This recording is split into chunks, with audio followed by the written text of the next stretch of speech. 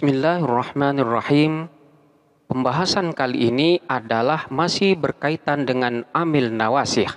Dalam hal ini adalah lafat-lafat atau amil-amil yang memiliki amal sama dengan kana, yaitu tarfa'ul isma wa tansibul khobar, yaitu kada wa akhwatuha. Kada wa akhwatuha ini adalah amil yang memiliki amal sama dengan kana, akan tetapi memiliki karakteristik yang berbeda dengan kana.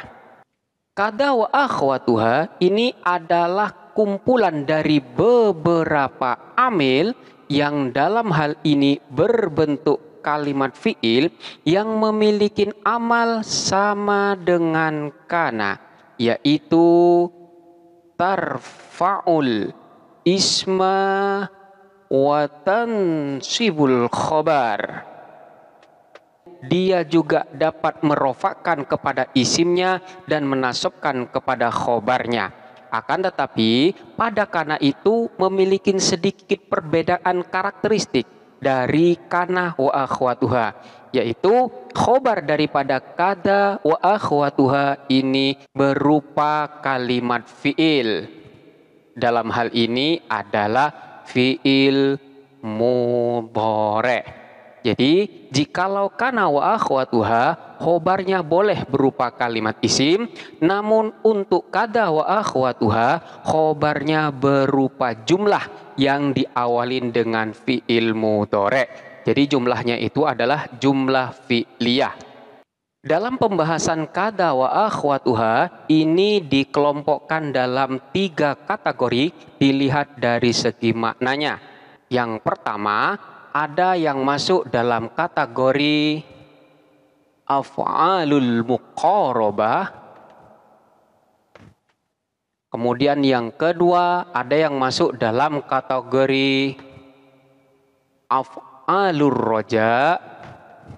Dan yang ketiga, ada yang masuk dalam kategori af'alus syuru'.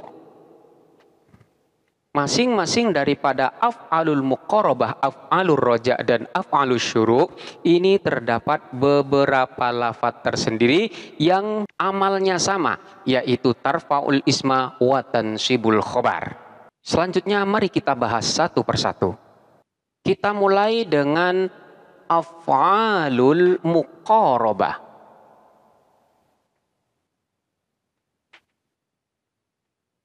Af'alul muqarabah itu adalah amil-amil yang berupa kalimat fi'il yang digunakan untuk menunjukkan makna dekatnya suatu perbuatan terjadi.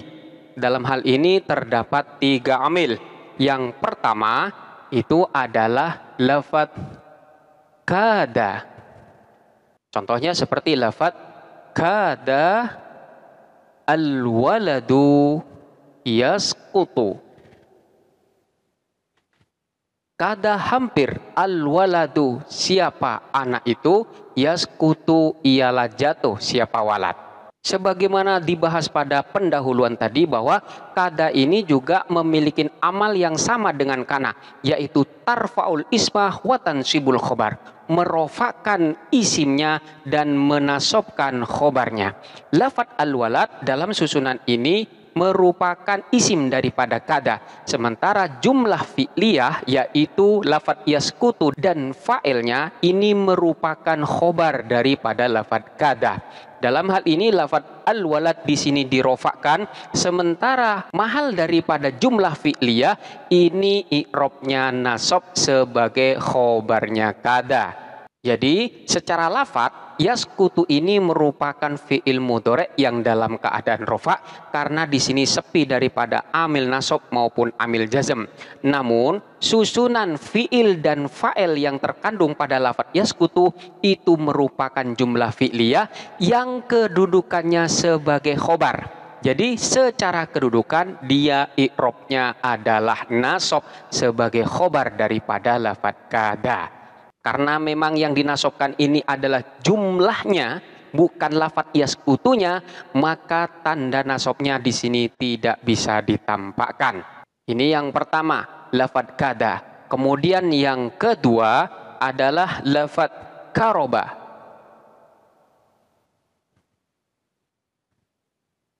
Contohnya seperti lafadz karobal mataru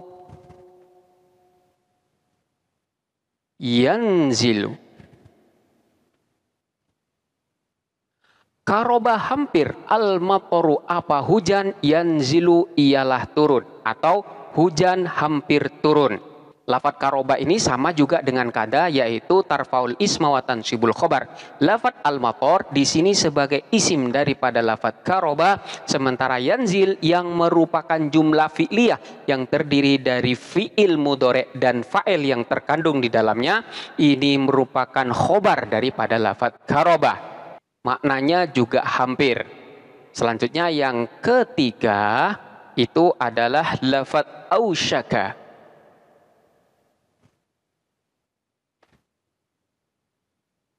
Contohnya seperti lafadz ausyaka al-ma'u ayyantahiya. Ausyaka hampir, al-ma'u apa air, ayyantahiya ialah habis apa air. Jadi ausyaka ini sama juga dengan kada dan karoba, yaitu merofakan isimnya. Dalam hal ini adalah lafadz al-ma', jadi di sini dibaca al-ma'u. Kemudian ayyantahiya yang merupakan jumlah fi'liyah, ini kedudukannya sebagai khobar daripada lafadz ausyaka. Jadi ketiga kalimat ini, yaitu kada, karoba, dan ausyaka, ini masuk dalam kategori af'alul muqarabah yang kesemuanya memiliki makna hampir. Ini ada pengkelompokan yang pertama dari kada wa akhwatuha, yaitu af'alul muqarabah. Selanjutnya kelompok yang kedua yaitu af'alur roja. Af'alur roja ialah amil-amil yang berupa kalimat fi'il yang digunakan untuk menyatakan suatu pengharapan, yang dalam hal ini biasanya diberi makna semoga atau mudah-mudahan. Amil-amil tersebut adalah yang pertama lafadz asa. Contohnya seperti lafadz asallahu ayyun jihani fil imtihan.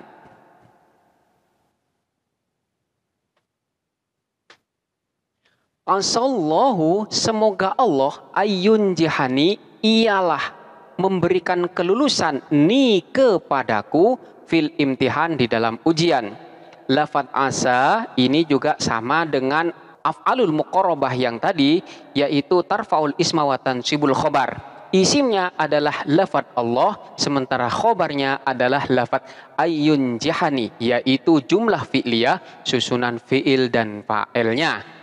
Di sini lafadz asa mengandung makna semoga atau mudah-mudahan.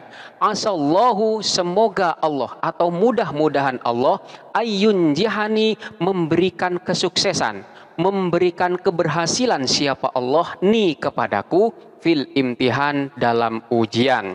Ini adalah lafadz yang pertama dari af'alur roja. Kemudian yang kedua itu adalah lafadz haro. Contohnya seperti lafadz haro al-maridu ay yashfiya.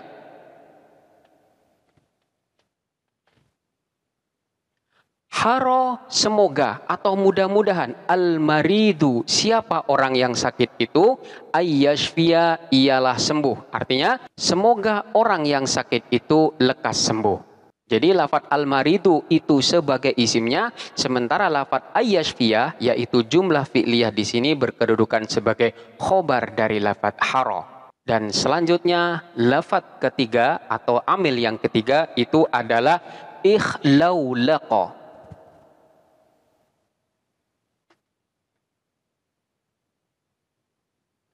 Contohnya seperti lafadz ikhlaulaqa al-muhmilu ayyanjaha fil imtihan.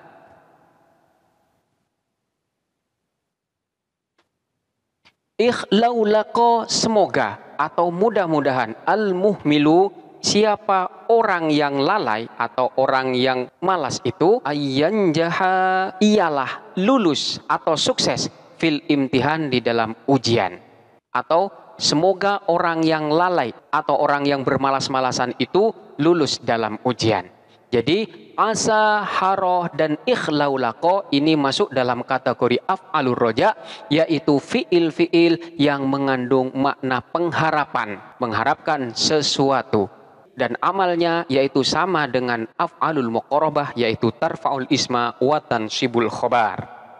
Dan kelompok yang ketiga disebut dengan af'alus syuru'. Af'alus syuru' di sini adalah amil-amil yang berupa kalimat fi'il yang digunakan untuk menunjukkan dimulainya suatu pekerjaan.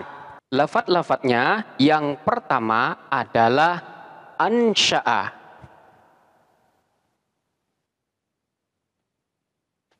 Contohnya seperti lafaz ansya'a al-qari'u yaqra'ul Qur'an. Ansya'a memulai, al-qari'u siapa pembaca, yaqra'u ialah membaca al-Qur'ana kepada Al-Qur'an, atau pembaca itu mulai membaca Al-Qur'an. Ini adalah yang pertama. Kemudian yang kedua adalah lafaz akhadha. Contohnya seperti lafaz akhadha at-tullabu yastami'una ila darsi. Akhadha memulai, at-tullabu siapa para siswa, yastami'una ialah mendengarkan siapa mereka at-tullab, ila darsi kepada pelajaran. Jadi akhadha di sini adalah amilnya, at-tullabu sebagai isimnya, dan yastami'una yang merupakan jumlah fi'liyah kedudukannya sebagai khobar daripada lafaz akhadha. Selanjutnya yang ketiga itu adalah lafaz bada'a.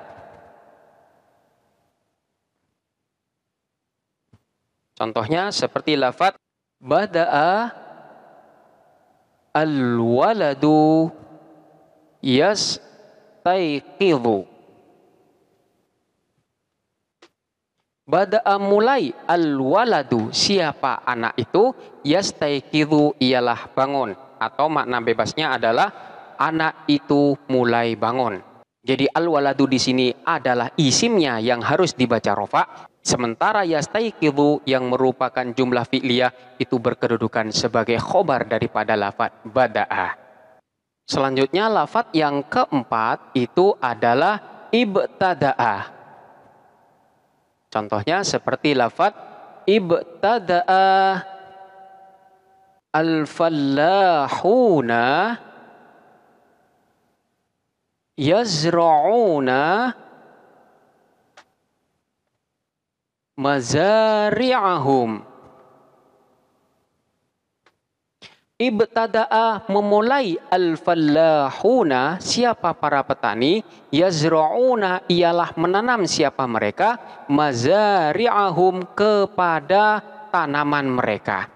Jadi ibtada'a ini adalah fiilnya atau amilnya, sementara lafaz al-fallahuna yang berbentuk jamak mudzakkar salim ini menjadi isimnya yang dalam hal ini sebagai fa'ilnya, dan yazra'una merupakan jumlah fi'liyah sebagai khobar daripada lafaz ibtada'a. Kemudian lafaz yang kelima itu adalah lafaz ja'ala. Contohnya seperti lafaz ja'ala at-tullabu yudzakiruna durusahum. Ja'ala memulai at-tullabu siapa para siswa, yudzakiruna ialah belajar siapa mereka, durusahum kepada pelajaran-pelajaran mereka. At-tullabu di sini adalah isimnya yang harus dibaca rofa, sementara yudzakiruna ini berkedudukan sebagai khobar daripada lafaz ja'ala. Kemudian yang keenam itu adalah lafaz qoma. Seperti lafaz qoma al-juyushu yuharibuna al-a'da. Qoma mulai al-juyushu apa para tentara, yuharibuna ialah memerangin siapa mereka, al-a'da'ah kepada para musuh. Jadi tentara-tentara itu mulai memerangin para musuh. Ini adalah yang keenam. Selanjutnya yang ketujuh adalah lafaz tafiqa. Contohnya seperti lafaz tafiqa al-mataru yanzilu bisyiddatin. Tafiqa mulai al-mataru apa hujan, yanzilu ialah turun bisyiddatin dengan sangat, atau hujan mulai turun dengan deras. Jadi al-mataru di sini isimnya, sementara yanzilu ini adalah khobarnya. Kemudian yang kedelapan itu adalah lafaz aliqa. Contohnya seperti lafaz aliqa as-saifu yantahi. Aliqa mulai, as-saifu apa musim panas, yantahi ialah berakhir atau musim panas mulai berakhir. As-saifu di sini merupakan isim daripada lafaz aliqa, sementara yantahi ini adalah khobarnya. Kemudian yang kedelapan itu adalah habba. Contohnya seperti lafaz habbat tullab yajtahiduna fil mudzakarah. Habba mulai, at-tullabu siapa para siswa, yajtahiduna ialah bersungguh-sungguh siapa mereka, fil mudzakarah dalam belajar. Jadi at-tullab di sini sebagai isimnya, sementara yajtahiduna ini merupakan jumlah fi'liyah sebagai khobar daripada lafaz habba. Dan yang terakhir adalah lafaz imbara.